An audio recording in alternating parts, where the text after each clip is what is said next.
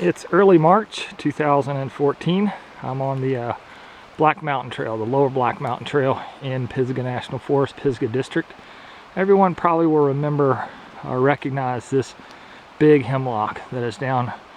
We're going to walk a section of trail and evaluate how well the water management is working. You can see we have a dip right here. Starting to fill in quite a bit. Probably still working, but maybe not in a heavy rainstorm. Relatively mellow through here, but you can see if we were out on this outside edge, it would be a whole lot easier to get water off. Instead of having to wait 50 to 100 feet to punch through the berm, we'd be on that outside edge, closer to a real positive side slope. Here you can see one, and let's take a look at how these are functioning. Most of these are fairly heavy. There's a lot of sediment load, as you can see, that has come down.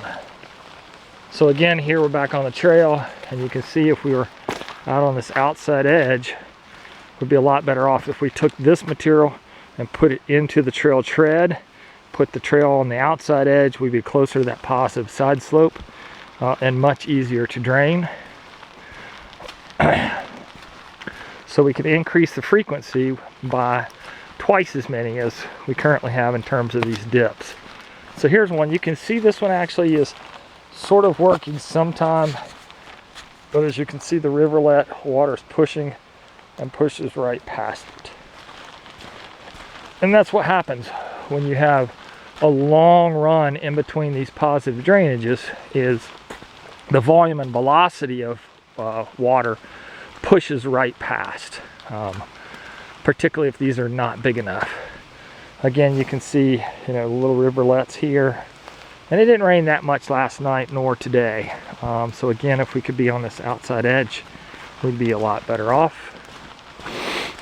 Here you can clearly see that water's pushing right past this dip. It's not even thinking about getting into that dip.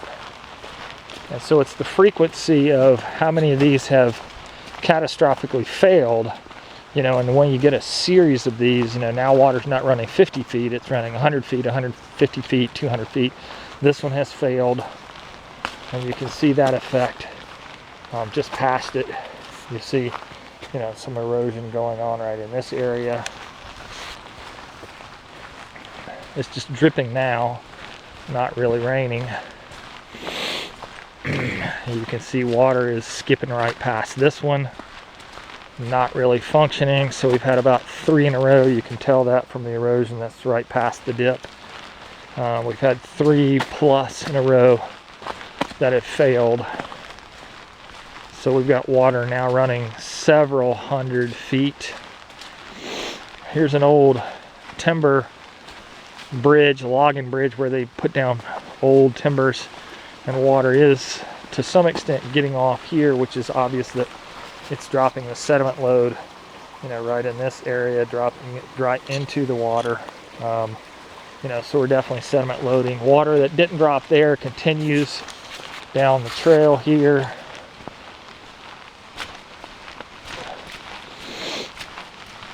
And of course, this is an old road bed, timber extraction road bed. We can see erosion going on here.